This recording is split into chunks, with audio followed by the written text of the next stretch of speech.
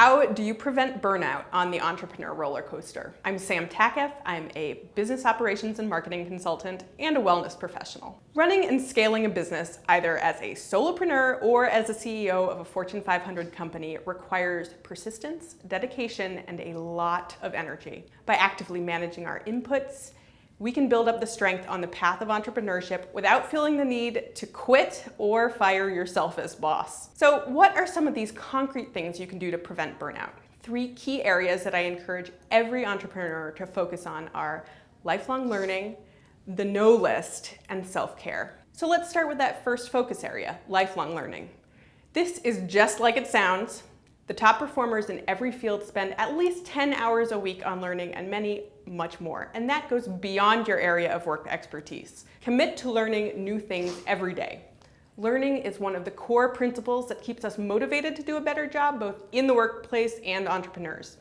On this note, if you aren't passionate about the mission of your business, and you don't really care about learning about it, you probably should find a new one. I make it a goal to learn at least one new thing every day and keep a running quarterly list of new courses I want to take, certifications that I'm working towards, and books that I want to read. The second tip, focus on personal development. Biggest bang for your buck as both a personal practice and a high-value task with clients. Take some time every day to learn and improve on productivity, business, and lifestyle skills. To take action here, I recommend picking up my all-time favorite self-improvement author, Brian Tracy's book, Eat That Frog. I actually keep it in my bag at all times and read a few pages when I need a little pick-me-up. The third tip, non-work related projects or adventures with a family member or friend. How many of our relationships are interrupted consistently by the siren song of social media alerts? A great way to reconnect with the people you care about most is learning something together. This goes for your relationships with your significant others, with your kids, or your friends. And you can really tailor these to the person you care about. Maybe you start with a series of documentaries on Netflix you work through together, or up your game and commit to hiking all of New Hampshire's 48 tallest peaks together. On to the second focus area. Let's switch gears here. The no list. The key is simple. Stop doing things that don't serve you and your goals. The first tip I have, delegate or die. I stole that from Chalene Johnson, but I think it's great.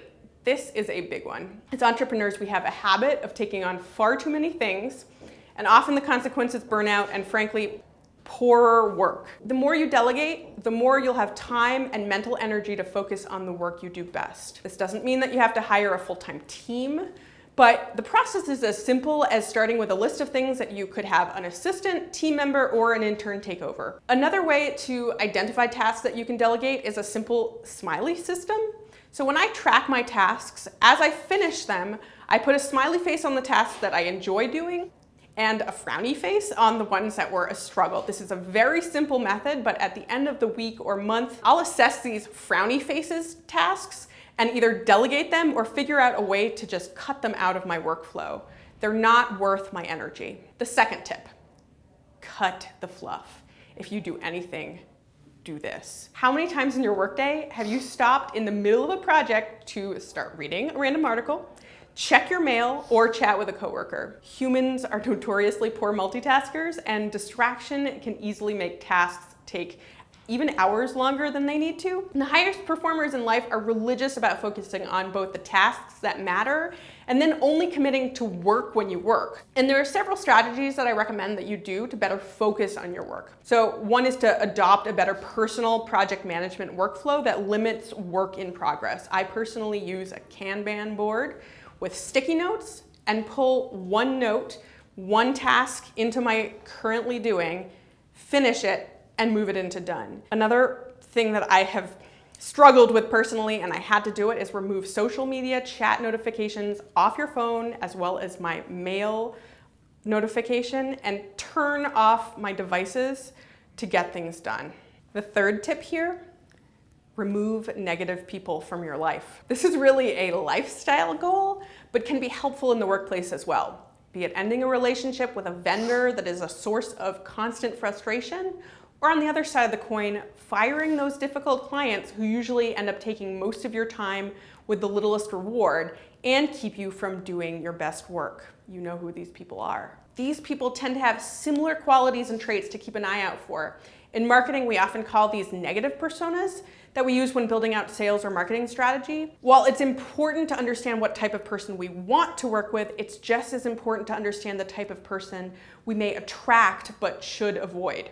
And finally, the third focus area, self-care. This is one of my favorite focus areas to work with clients on. I actually teach an entire course on the topic. Everyone needs some help in this department. And self-care is one of those things that we notoriously drop off when we get busy, stressed, or hyper-focused on the business. I like to remind people that there is a reason why the airlines tell you to put on your air mask in an emergency before helping others out. It's the same concept with business. In order to be our best selves to help others, we must support ourselves first. So what are some of the biggest bangs for your buck here? I like to focus on these areas. The first tip is to improve your sleep habits.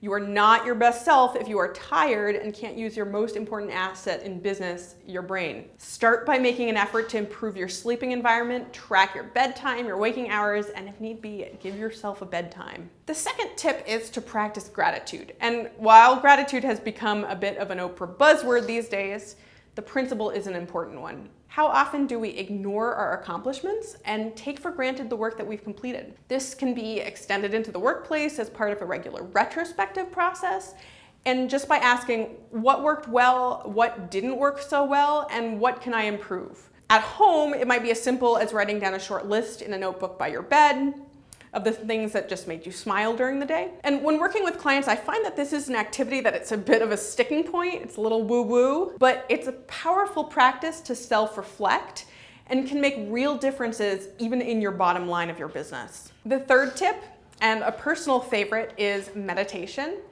355-day streak so far for me, be it guided solitude, walking meditation, or going to a meditation class. We can all benefit from this quiet time to work with our minds. Meditation is practiced all over the world and by top business people in every field. It doesn't have to be this mystical experience. It can be really as simple as sitting quietly for 5 minutes before an important meeting or call, or taking a walk around the block. I'm personally partial to the app Headspace. They're not paying me, which gamifies the process to encourage streaks and habit forming. You can get the first 10 days free and listen to them as many times as you like. It's helped so many of my clients really make a habit out of meditation practice, and they see immediate changes. Finally, one last tip here. I want you to consider being of service to others in as many ways as possible. Oftentimes when we build our business, while we may be serving our customers, we forget about our neighbors, the community, and the world at large. Giving back is a great way to be thankful for the success that we have, and can also provide us with that powerful why, which every successful person needs to thrive and will keep you going even on the days that you don't feel like showing up for work. How do you put these things into practice? A sound strategy is to choose to focus on only 1 to 3 of these areas. Pick one of these tips, clearly write out your goals, and commit them to habit. Every quarter, you can choose different areas of focus, cut the ones that didn't work, it's important, and try new things as you go along. I wish you the best of luck with your business and keep on striving to be your best self.